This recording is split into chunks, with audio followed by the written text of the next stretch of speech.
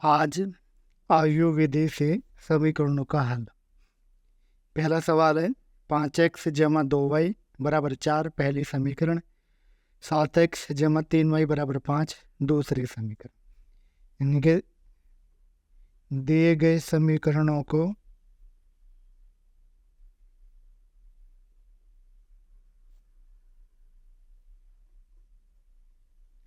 ax बराबर b के रूप में लिखने पर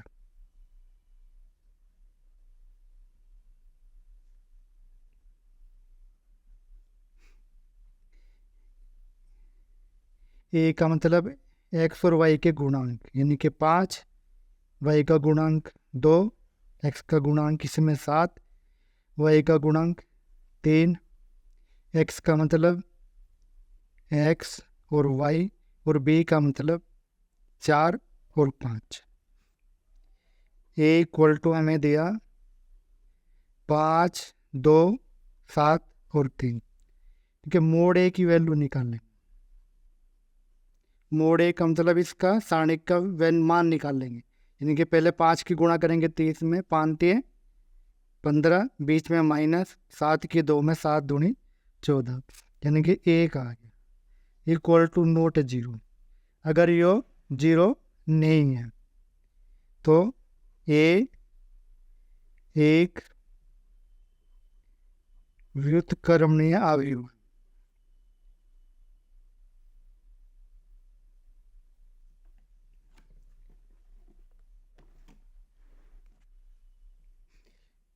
माना ए के सह गुणनखंडों से बना अवयव।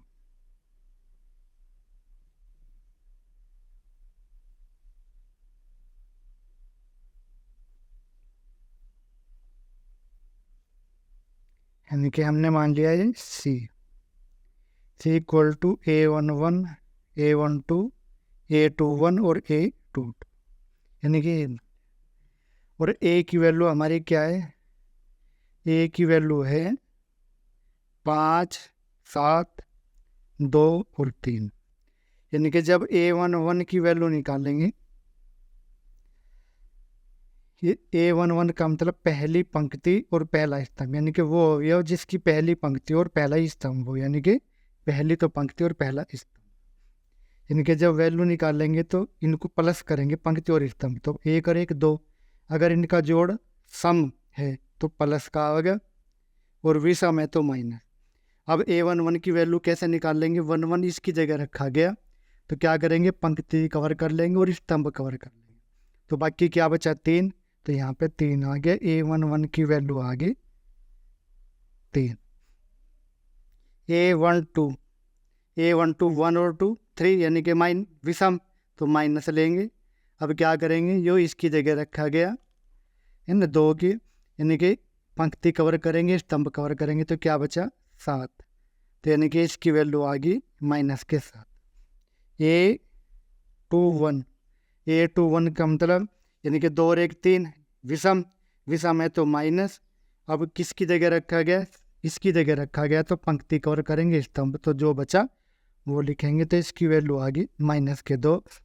A22 2 और 2 4, यानी कि सम, तो इसकी वैल्यू आओगी प्लस, यानी कि ये आ गया, इसकी जगह रखा गया, तो पंक्ति कवर करेंगे, स्तंभ, तो कितना आ गया? 5, तो A22 की वैल्यू आ गई 5, यानी कि जो हमारा C आया,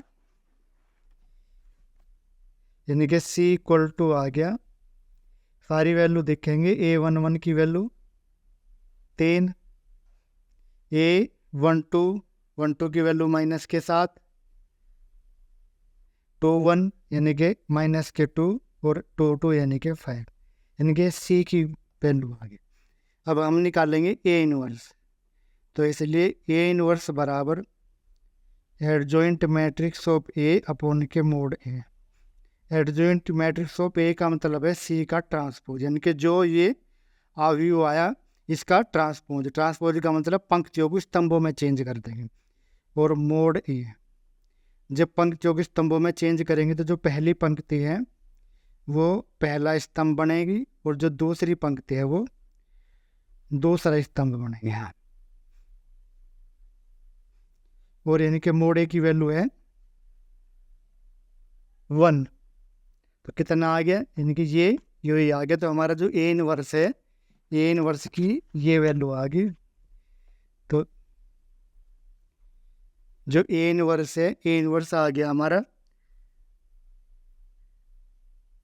3 माइनस के 7 माइनस के 2 और 5, ये आ गया हमारा ए इनवर्स। हाँ, अब चूंकि ए एक्स इक्वल टू बी, तो एक्स बराबर हो गया ए इनवर्स बी।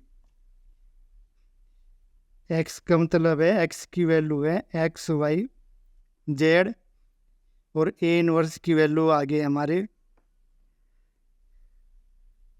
3 माइनस के 2 माइनस के 7 और 5, और बी की वैल्यू होगी हमारे 4 और 5।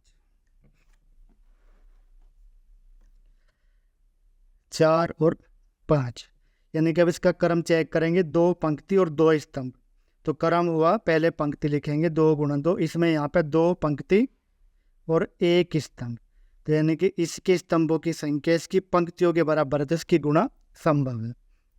तो x y z equal to, गुणा करेंगे, इसकी पहली पंक्ति लेंगे, पहले स्तंभ में गुणा करेंगे, 3 की 4 में करेंगे तो 3 चौक 12, और माइनस 2 की 5 में करेंगे तो माइनस के 10, अब माइनस 7 किस में करेंगे तो माइनस के 28, 5 की 5 में करेंगे तो प्लस के 25।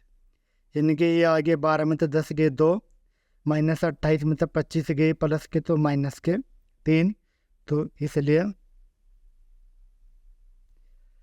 तो x की वैल्यू तो आ गई हमारी 2 और y की वैल्यू आ गई माइनस के 3, यानी कि जो इसका हल हो गया। अब हम देखेंगे जांच, यानी कि हमारा उत्तर ठीक है या गलत है।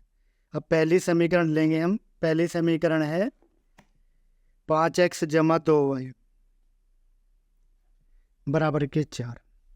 x की वैल्यू रखेंगे 2, तो 5 दूनी 10, y की वैल्यू माइनस 3, तो माइनस के 6 बराबर 4, तो 4 बराबर 4, इसका मतलब ठीक है।